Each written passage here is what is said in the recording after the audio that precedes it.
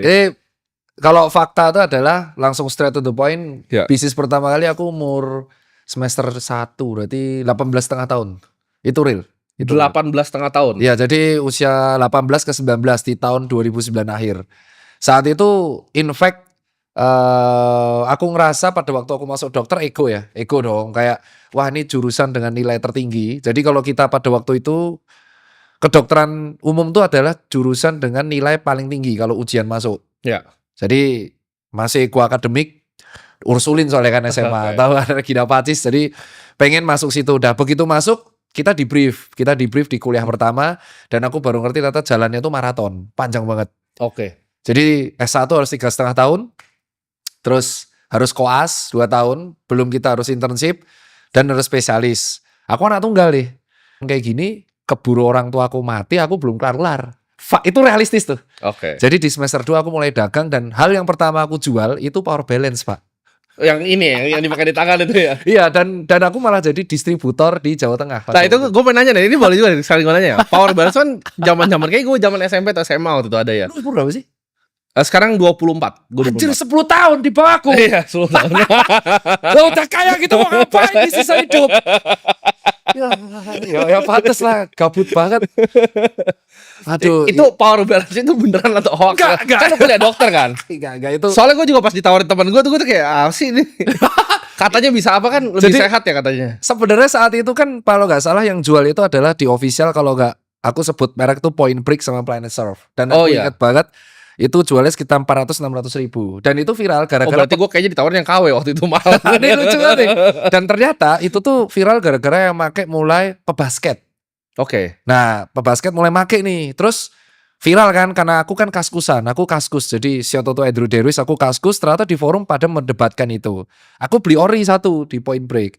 Dan aku beli yang dari kaskus. Gak ada bedanya, Pak. Oh. Bedanya itu cuma hologram. Oke. Jadi akhirnya aku berpikir, ini ori semua nih bagiku nih. Udah aku cari supplier. Terus aku jual lah di kampus. Wih viral, Pak. Kampus tuh pada beli semua. Sehari aku bisa jual dari 10, 50, 1000. Ya udah itu dagang pertamaku cuman di sini. Puncaknya itu ya makanya kalau kita berusaha lebih pasti akan ada alam yang membantu. Gunung Kelut itu meletus di 14 Februari 2014. Ya, jadi aku nyuci di kos tuh dari 2011. Ya udah penghasilan biasa 2 kali UMR lah. 2 kali UMR Jogja saat itu berarti 3 ribuan. Cukup lah buat nambah-nambah. Gunung Kelut meletus, abunya tuh ke Jogja. Aku tuh post foto before after di Instagram sama Twitter. Oh. Viral. Fotonya viral, ya udah the rest history. Habis itu aku September buat toko pertama, buat toko kedua, toko ketiga, dan aku setuju sama statementmu yang bilang kalau bisnis belum menjamin. Alasannya simple, karena aku punya industri cuci sepatu. Aku tuh saat itu kan belum ada AI semasif ini, belum ada sumber data. Aku juga belum tahu cara analis data, belum bisa connect engineer. Aku hanya pakai cara bodon. Kalau sepatu yang paling sering dititip jual itu adalah sepatu yang paling sering demand-nya paling tinggi. Oke. Relate ya. Jadi aku gak peduli tuh karena cost-nya kan cuma markup 100 ribu. Yes. Sehari paling laku 10 itu cukup bisa buat bayar pulsa atau gaji admin. Tapi kita tahu misalkan di bulan Oktober yang titip jual tertinggi Fans Authentic saat itu. Berarti aku akan buat konten YouTube Fans Authentic. Dan aku akan ngebuat promo cuci sepatu khusus fans. Oke. Jadi aku mempelajari bahwa titip jual itu kita akan bisa mempredik tren apa yang lagi, tren sepatu apa yang lagi dicari sama market saat itu. Oke. Tapi memang gak ada labanya, itu betul. Labanya tuh sangat boncos. Dan aku termasuk angkatan pertama sebelum Lucky Cat, Unbranded dan kawan-kawan. Oke. Dan gara-gara itu bisa nebak. Yang paling sering dititip jual di 2018-17 tuh Vans. Oke. Terus 2019 tuh peralihan ke Jordan, Chicago, Off-White semua. Ya. Sampai akhirnya aku udah tutup karena sudah gak ada waktu. Sekarang datanya kan aku sudah punya CTO kan yang bisa mengolah. Ya dari situ kita bisa mempredik, oh ternyata hari ini yang demand tertinggi sepatu lari, maka kita akan membuat movement lari, that's it. Oke, menarik. Jadi itu memang Yang kedua itu adalah justru Susan Care-nya. Itu bisnis yang harus tetap akan ada karena itu bisnis yang settle lebih dari 12 tahun di aku. Iya.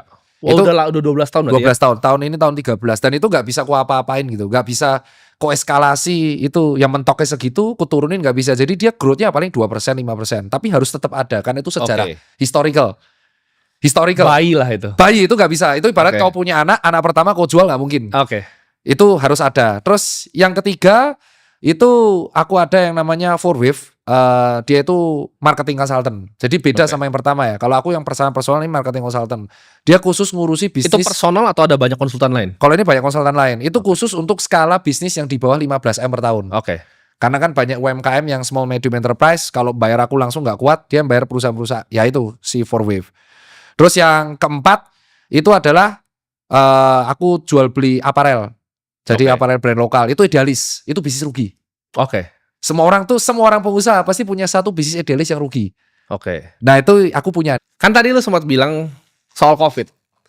Nah ini juga sesuatu yang sangat menarik buat gue. COVID itu adalah fenomena yang sangat menarik. Kalau gue lihat secara sosial dan juga secara keuangan. Nah bagaimana tanggapan lu terhadap statement gue ini ya? Menurut gue COVID itu real, virusnya itu ada. Tapi itu social engineering yang ada di belakangnya dan orkestrasi itu luar biasa untuk tebar vir. Statementmu ini sebenarnya nggak ada bedanya sama statementku zaman dulu. Cuman aku berakhir di rujak. Oke. Habis itu aku. Aku ingat banget. COVID-nya itu ada jelas. Ya. Pandeminya itu ada, itu jelas. Dan aku masih ingat banget videonya itu masih beredar bahwa solusi saat itu adalah kalau misalkan COVID itu masuk di lingkungannya masih kecil, itu bisa di lockdown. Dengan kita melockdown satu tempat, itu akan mengurangi potensi efek domino di tempat lain. Ya. Itu habisku pertama. Karena aku dituduh sok tahu saat itu. Nggak, kita akuin lah. Kalau misal kita masuk nih satu daerah ini kita lockdown, dia nggak akan nyebar kan. Ya. That's it. Tapi faktanya kan nggak. Itu aku habis tuh pertama dirujak tuh. Yang kedua adalah ketika aku mengatakan bahwa reaksi kita itu paniknya memang luar biasa berlebihan. Ya, at the end kita tuh nggak bisa ngapa-ngapain. Ya. Aku udah ngomong itu. Aku mengeluarkan edukasi yang sangat kontroversial saat itu. Aku masih ingat, yaitu edukasinya bahasa Jawa ya. Mangan masker. Aku ingat banget. Aku ngeluarin edukasi itu. Ya kita tuh solusinya mangan masker. Makan masker. Aku tuh diketawain ngeluarin edukasi itu. Karena saat itu dikatakan, ya kamu tuh meremehkan COVID. Aku akhirnya mengcounter ya. Kita bisa ngapain? Saat itu vaksin belum keluar. Ya. Terus kita di dalam rumah. Jadi ya saat itu aku speak up tuh dihujat, beneran dihujat. Itu yang membuat akhirnya aku ngerasa kayak, oh ternyata aku nggak sekuat itu mentalnya, aku nggak sekuat ente ya, yang bisa baca. Gue keluarin statement yang sama waktu itu, dihujat juga. Aku tuh ingat statement aku cuma ngeluarin komen ini loh, mangan masker, intinya makan ya. Dokter kok menyepelekan, jancuk, aku tuh gak ada menyepelekan sama sekali loh. Aku cuman bilang kita tuh gak bisa ngapa-ngapain. Ya kan, udah dituduh kanan kita yang vaksin. Apakah kita harus ambil vaksin? Itu kan pilihan masing-masing. Tapi kan diwajibin ada. Ya kan bukan salah saya yang mewajibkan. Bukan saya, bukan dokter Tirta yang mewajibkan. Kalau gue waktu itu orangnya kritis. Jadi ketika ada vaksin massal, gue kan tahu ada beberapa perusahaan doang yang bikin jarumnya itu. Dan ya gue belilah saham perusahaan-perusahaan dan untung luar biasa. Tapi yang menariknya untung luar biasa gue pas COVID, gue untung luar biasa. Gue langsung pikir beli jarum suntiknya, perusahaan yang bikin jarum suntiknya, karena itu jarum suntik mesti 3 kali kan belinya. Iya benar. Total jumlah penduduk Indonesia dikali 3. Iya, jadi itu omsetnya naik luar biasa tinggi. Nah, polio banyak, hepatitis itu banyak kan sebenarnya penyakit-penyakit seperti itu. Itu tuh nggak pernah dikasih sesuatu yang gratis, Dok. Itu orang bayar kan? Bayar. Untuk anak kecil aja vaksin polio itu bayar. Iya. Oke. Kenapa vaksin itu gratis 3 kali? Itu yang gue mikir. Logistiknya dari mana? Gue secara pengusaha ya. Ini uangnya dari mana? Uang siapa? Ya, dan kenapa gratis? Itu nggak pernah masuk di gua. Lu polio dibiarin mati kok. Mereka nggak pernah. Gitu. Nah, Ivan aja lari kan. Sampai mereka buat semua itu aktif saya banget. putih kopi. Iya, saya suci kopi bikin buat lari. Bikin lari lagi. Iya, itu adalah plot twist yang tidak aku menduga. Tiba-tiba buat event olahraga. Siawi. Karena gue juga bilang ke Ivan dan anak-anak, menurut gue tren kedepannya akan berubah, Dok. Jadi tren kedepannya itu bukan cuman minum tuh udah nggak keren zaman sekarang. Yang keren tuh lari, naik sepeda, main pedal. Itu yang keren tuh itu. Jadi udah setuju. Udah mulai shifting. Nah ini pertanyaan gue, pernah dengar Brian Johnson nggak? Ya. Nah, Brian Johnson kan punya misi, dia orang yang sangat kaya tadinya, bikin startup udah exit, terus dia misinya nggak pernah mati kan? Betul. Jadi dia itu bikin yang namanya blueprint. Dari blueprint ini menurut dia yang pertama paling penting tuh tidur. Ya. Tidur, habis itu makan. Kalau gue nggak salah. Habis nutrisi yang masuk tuh, jadi dia kontrol gini. Kalau makanan dia bukan apa yang dia pengen makan, tapi apa yang organnya sebenarnya pengen makan. Iya, betul. Dia tanyanya terbalik tuh. Karena menurut dia organ tuh ada umurnya. Iya. Jadi kalau lu bisa atur umur organnya, itu lu bisa hidup basically, lu bisa delay agingnya. Jadi dia delay aging 0,67. Nggak tahu kalau dia bener atau salah kan. Iya. Jadi basically dia jadi manusia yang paling banyak dites semuanya ini untuk longevity. Karena tikus sekarang udah bisa terbukti hidup lebih panjang sekarang. Iya. Tikus tuh udah bisa. Menurut lu mungkin nggak manusia itu bisa perpanjang perlambat aging bisa seperti itu? Dengan teknologi sekarang ya. Karena aku melihat sendiri masalahnya. Jadi Oh, lu sendiri. iya, ini melihat sendiri. Jadi Karena gue lagi pengen, jadi Aku- penasaran, gue jadi aku- penasaran. akan ngomong di 3 hal ini. Pertanyaan menarik, aku nggak pernah ya namanya aku udah menduga akan muncul pertanyaan-pertanyaan aneh kayak gitu. Asu deh, susah lagi jawabnya. Jadi itu jawaban benar banget sih Brian tuh. Jadi dia bilang kan kalau nggak salah yang terakhir tuh stres. Jadi Oh iya, jadi yang harus terakhir punya tuh stres. punya keluarga Iya, dan jadi- teman-teman. Jadi keluarga atau teman. Iya. Jadi dia bilang yang pertama tuh tidur. Betul. Tidur itu adalah karena penelitian selama 50 tahun terakhir itu baru meneliti soal rokok. Kita tuh belum tahu endingnya e-cigarette sama vape nih kayak apa. Baru kan soalnya. Iya, makanya baru viral sekarang. Karena Oke. setidaknya kalau aku sebagai dokter, kalau kamu ngerokok, aku udah tahu endingnya mau kemana nih. Kalau nggak bronkitis kronik, Oh iya. Pasti Karena penyakit- itu baru banget kan. Itu bahkan belum 20 tahun kan. iya, umurnya. makanya kan aku bilang, kalau ada orang ngerokok, aku selalu bilang, kalau kamu ngerokok, setidaknya aku tahu endingmu akan kemana. Kalau nggak bronkitis kronis, pasti akan ada penyempitan pembuluh darah di jantung atau tensi yang naik. Tapi kalau nge-vape sama e-cigarette, jujur, aku nggak tahu nih bahayanya kemana. Iya. Tapi yang jelas, tubuh manusia itu tidak memiliki sistem respon untuk mengolah uap dan asap. Iya. Makanya kalaupun dia nggak ngerokok, tapi dia tinggal nih di wilayah polusi industri, dia Ya. penyakitnya sama kayak rokok. Oke. Ini Menarik. menjawab karena saya nggak ngerokok tapi kena CA paru. Ya mungkin berarti daerahmu polutan. Ya. Nah tipsnya gimana dok biar berhenti rokok? Nah karena rokok ini addicted, yang bisa mencegah addicted itu kembali masing-masing. Nggak bisa tuh dokter bilang, Timothy ini rokok berbahaya, berhenti ngerokok. Tak jamin, itu berarti taruhan potong telinga, dia tidak akan berhenti rokok. Kamu nggak akan berhenti rokok. Ya. Yang bisa membuat orang berhenti rokok tuh niat dari saya. Aku tuh 17 tahun ngerokok. Makanya aku bisa bacot kayak gini. Tapi sekarang berarti total. 2 tahun aku berhenti total. Aku baru dari 2000. Ada sekali-sekali nggak kayak lagi Nggak, pengen banget gitu. Nggak bisa. Udah Nggak nggak bisa. Nggak bisa. Jadi aku tuh ngerokok dari SMP kelas 2. Oke. Sama-sama. Gue juga dari SMP. Parah aku. Dan aku tuh rokoknya tuh aku sebut merek itu Gudang Garam Merah. Kretek Oh. coy. Dan ganti ke Gudang Garam Internasional. Garpit. Ya. Di Indonesia. Dan itu baru berhenti 2022 gara-gara aku mau ikut maraton. VO2 aku check up. Check upku hancur. Jelek banget medical check up-nya. Wah hancur banget. Dan aku di situ bingung. Padahal aku udah lari, aku udah sepeda kok medical check up-ku hancur. Akhirnya aku stop rokok dan tersisa sampai sekarang. Jadi aku tuh kalau lari di atas 15 kilo, heart rate-ku tiba-tiba naik. Gak bisa kayak orang-orang Oke. normal. Nah itu yang membuat akhirnya efek rokoknya ketinggalan. Tapi aku bisa berhenti karena niat itu. Wah medical check up-ku hancur. Dari situ aku bisa mengambil kesimpulan. Aku tanya teman-temanku yang juga berhenti merokok. Mereka berhenti merokok tuh bukan karena desakan orang lain. Mereka berhenti ya karena pengen berhenti. Ya. Jadi selama kamu nggak pengen berhenti nih tim, ya kamu nggak akan berhenti. Kamu nggak Oke. akan berguna tuh. Ya, aku punya privilege sekarang bisa Nah. praktek lagi tanpa uang karena Nah, salah satu orang yang menurut gue badannya sebenarnya ya unfit lah, agak gendut, cuman kuat maksudnya. Jadi Bang Hotman tuh kuat banget. Jadi dia bisa malam tuh party, pagi tuh udah di Bali tuh dia kuat tuh. Gue aja nggak kuat gitu. pasti nggak olahraga Umur dia dia. kan padahal. Nah, dia olahraga tapi. Apa ya? Gue tanya sama dia kan punya dokter di Singapura tuh. Kata dokter di Singapura cuma satu olahraga yang bisa dilakukan sama tua, berenang. Oh benar Betul bagus. salah. Itu bagus Jadi banget. dia tiap pagi berenang, Setuju. katanya lawyer yang di Iya, bawahnya iya, dia itu semua lupa aku. ngumpul, Iya. dia bolak-balik sambil nyelesain kasus katanya. Nah, ya, aku lupa olahraga itu. Jadi anakku tuh renang dari umur 4 tahun. Oke. Jadi berenang itu salah satu olahraga yang menyenangkan menurutku. Dan kalorinya terpakai dan semua otot terpakai. Jadi menurutku kalau kamu selain yoga, kamu suka renang, kamu bisa renang tapi 3 kali seminggu. Oke. Renang 3 kali itu kenapa tuh? 3 kalinya? 3 kali itu karena cukup 105 minimal tuh kalau sesuai kamu cek Brian ini Iya. sama jurnalku tuh sama minimal 150 menit. Kamu Oh renang iya. Dia bilang. 50 menit. Jadi kolam yang hotel kalau nggak kolam eksklusif itu bisa 25 meter. Iya. Kamu bolak-balik itu selama 10-20 kali gaya bebas atau apapun atletis kamu. Itu benar. Karena berenang itu melatih semua otot dan kenapa kok lebih aman? Jadi banyak orang kayak contoh low back pain, saraf kejepit, Iya. nyeri lutut itu disuruh berenang karena bebannya ditanggung sama air. Jadi resiko cedera lututnya minimal, resiko cedera tulang belakang minimal, tapi semua otot kepakai. Itu betul, berenang. Berarti kalau lari ada resiko cedera kan? Lutut, Oke. nge-gym low back pain. Iya. Berenang tuh resikonya tenggelam. Gym itu bukannya banyak ya? Bisa lower back pain karena temen gue ada yang suka Betul. nge-gym kan. Low back pain. Dia bisa bilang kalau salah juga gerakan ini bisa sakit. Iya. Ya, gue bahkan kalau nggak bisa tidur tuh gue ke balkon nih. Ya ini Sepatu- bayangin gak bisa tidur. Wah. Kacau tuh. Itu hari pertama tuh enggak, ini beneran terjadi. Ini aku alasan berhenti rokok tuh medical check up dan VO2 max-nya rendah banget.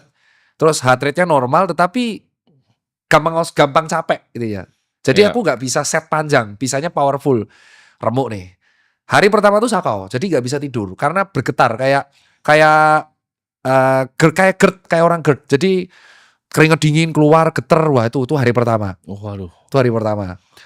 Hari kedua akhirnya aku menemuin cara untuk mecahin sakau. Aku minum kopi. Oke. Kopi itu bisa menggantikan nikotin, kafein, tapi aku pakainya es latte. Jadi biar si tidak terlalu huek-huek, tidak mual saat itu. Oke. Jadi aku sehari 3 es latte itu. Baru di hari kelima itu sakonya mulai beda. Iya. Sakonya tuh sakit kepala.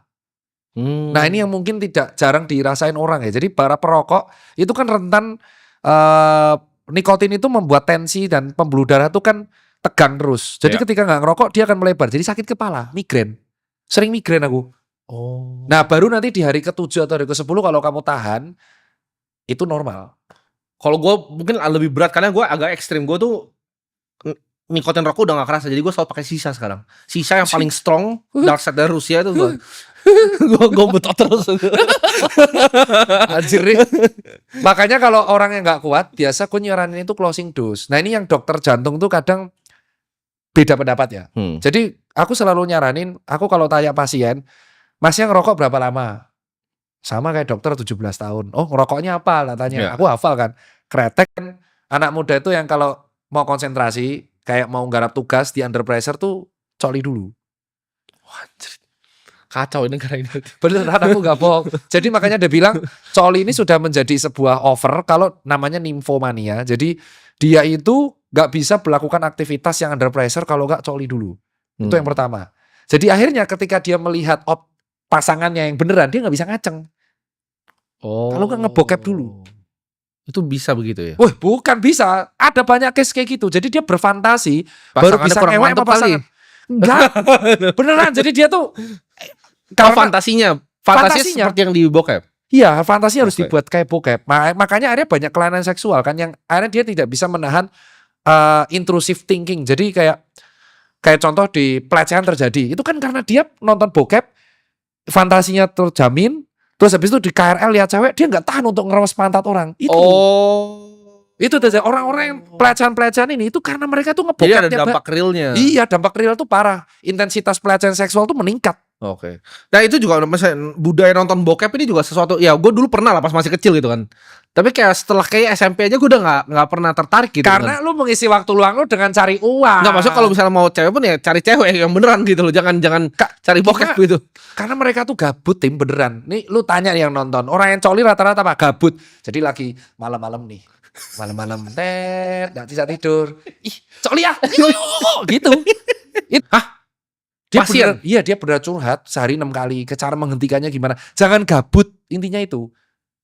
Jadi rata-rata jawabannya itu kenapa mereka coli? Karena gabut. Ketika gabut mereka tuh gak ngulik medsos, gak ngulik cari uang, gak nge-gym, gak olahraga. Makanya aku selalu edukasi, kalau ngaceng push up, karena biar gak gabut. Karena sekali kamu gabut dan kamu ngaceng, itu pasti endingnya seperti itu. Dan itu tidak hanya terjadi di anak muda. Bapak-bapak pun kayak gitu. Makanya kalau lihat ada bapak-bapak bapak-bapak juga. Facebook yang mesum kan. Oh iya iya. Itu gitu. Iya, terjadi di KRL. Kenapa kok banyak pelecehan di transportasi umum? Karena mereka tuh tidak bisa menahan pikirannya. Mereka fantasinya.